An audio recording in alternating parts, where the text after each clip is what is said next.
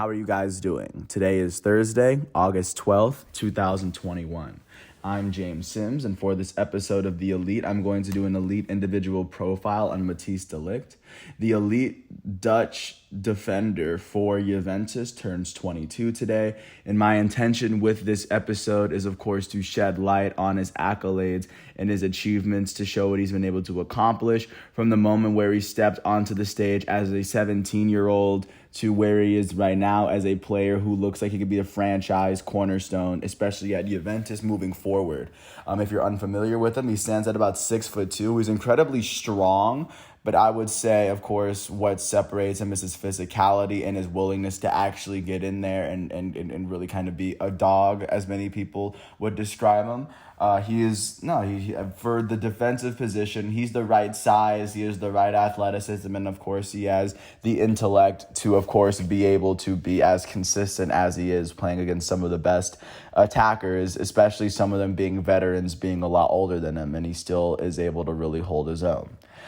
He would eventually get his start for the Ajax youth program.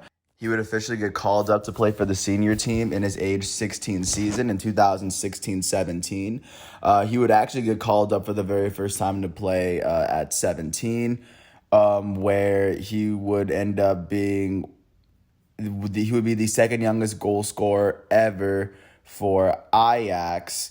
When he was just 17 and he almost turned 18. And at the same time, in 2017, in this season itself, Matthijs de Ligt would end up starting 6 of the 11 games that he would play for Ajax in a season where they would end up finishing second in the Dutch league.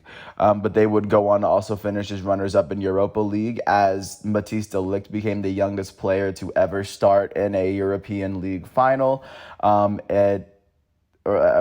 course, he was doing all that as well. He would go on to make his debut for the Netherlands team, for the Dutch team, one of the best international teams in the world, when he was 17, also in 2017, just to give a sense of where he was in that season.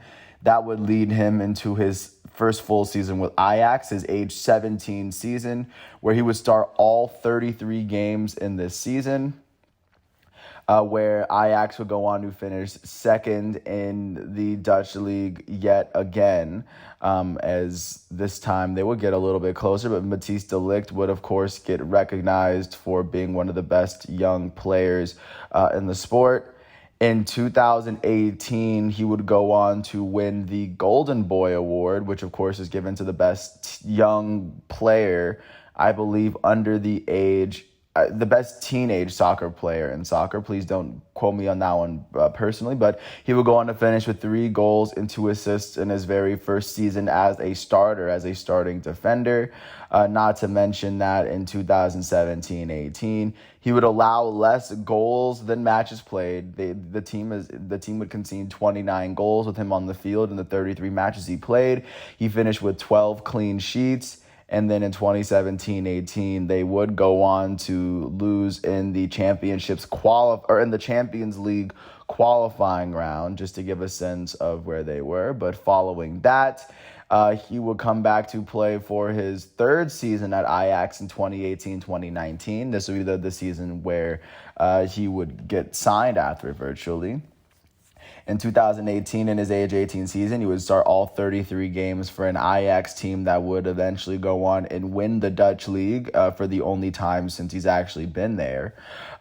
In those games, he would go on to finish with 3 goals and an assist on the offensive side. On the defensive side, he would help the team concede only 28 goals in 33 matches played, as he would finish with 15 clean sheets as a defender, which would be the most clean sheets he has ever put up in a season as a defender, just to give a sense of how well they did.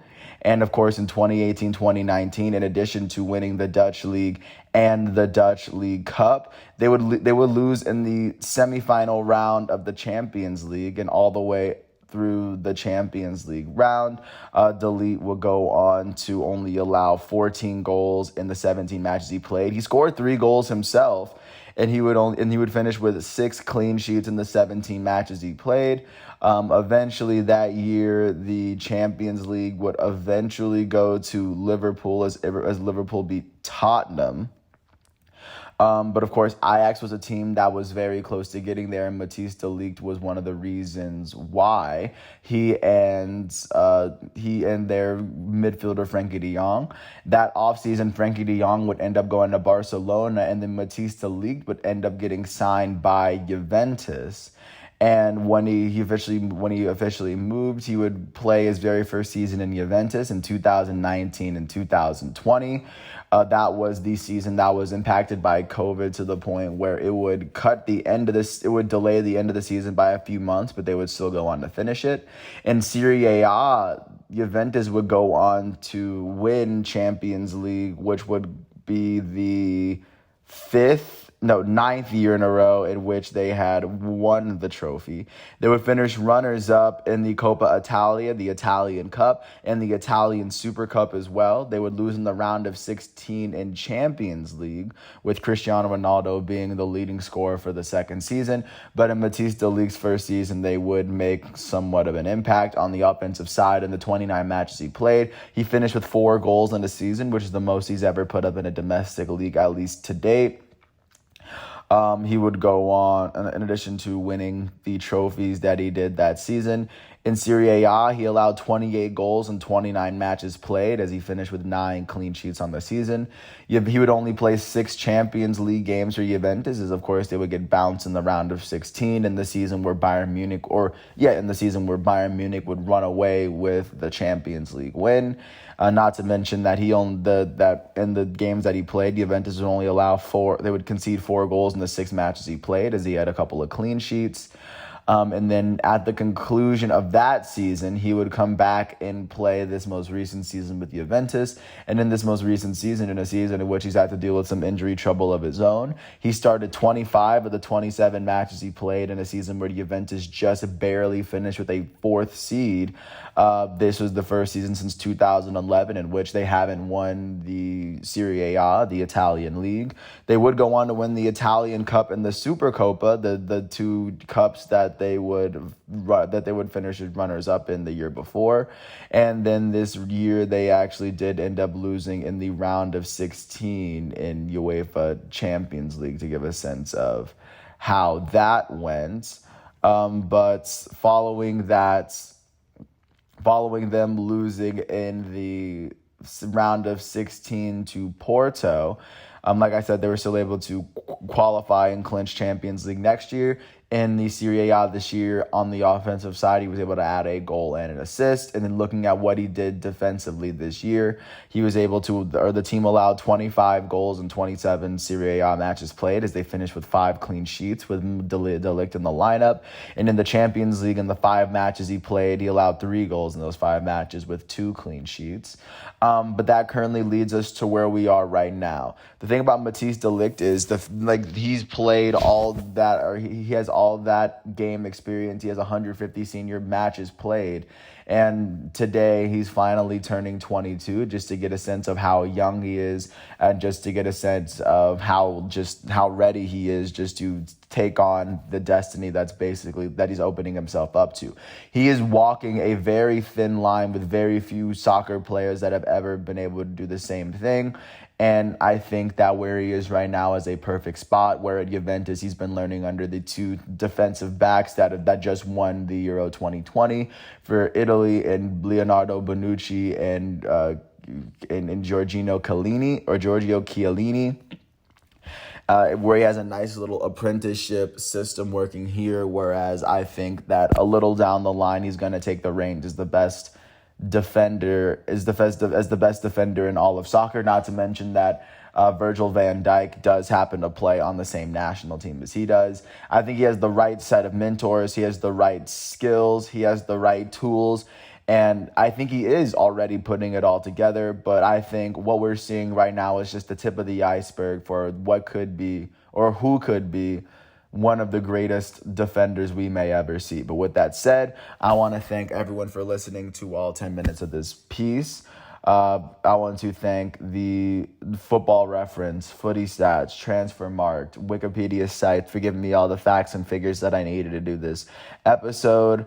I want to wish Matthijs de Ligt a happy 22nd birthday. If you ever get a chance to watch him, he's wearing number 4 for Juventus, and he's also going to be sitting on the back line for the Netherlands.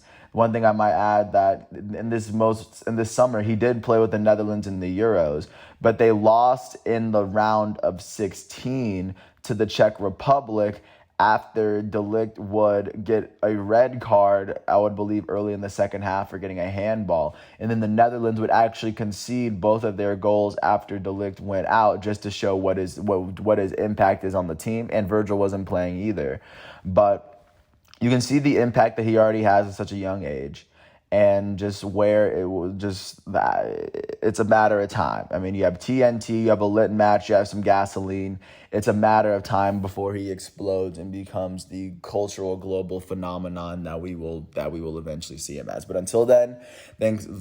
I will wish him a happy 22nd birthday, and hopefully by this time next year there'll be more to talk about. But with that said, I want to thank everyone for listening to all 11 minutes of this piece once again. I hope all is well. Once again, today is Thursday, August 12th, 2021. Once all of today's exhibitions and matchups are done, I will come back tomorrow, Friday, August 13th, for another episode of The Elite. And until then, I want to thank everyone for listening. I hope all is well, and I'll catch you guys tomorrow. Thanks for listening to my piece, and peace out.